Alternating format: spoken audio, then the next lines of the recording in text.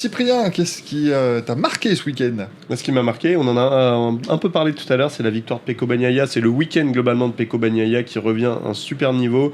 Pole position, victoire en sprint, victoire en Grand Prix, avec, tu l'as dit, une GP 24.7. Pour expliquer, en fait, donc il a repris la GP 24, quelques pièces de la GP 24, C'est ça. le bras oscillant et la fourche, notamment, qui ont été changés, qui lui ont donné des sensations bien meilleures, qui lui ont permis de réaliser un super week-end. Également en MotoGP, Joan Mir qui fait un très bon week-end. Joan Mir qui était plus monté sur le podium depuis 4 ans, depuis le Grand Prix du Portugal 2021. Ça faisait plus de 1000 jours qu'il attendait ça. Le champion du monde 2020.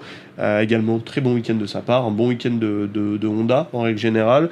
On sent que les Honda progressent, que les Honda se rapprochent des autres équipes, pas encore des Ducati, mais des Aprilia, des KTM, etc. Et mon dernier top, c'est la Corvette numéro 81 de TF Sport qui a gagné un GT3 à Fuji. Donc félicitations à tout l'équipage de la numéro 81. Merci Cyprien. Mathieu, quels sont tes tops cette semaine? Donc nous on va retourner du côté de Fuji évidemment parce qu'on va parler de Michael Janssen, du côté de Peugeot évidemment. C'est un très bon week-end de Peugeot évidemment, ils font deuxième, on en parlait tout à l'heure. Ils se sont fait un petit peu avoir sur la stratégie par Alpine qui a été un petit peu meilleure sur le coup. Ça aurait été filou. Mais ça n'enlève rien évidemment à la performance du pilote qui a, voilà, je trouve, symbolisé le fait que Peugeot revient au haut niveau comme ça. Et puis évidemment, je ressouligne à nouveau la victoire d'Alex Munoz en F4.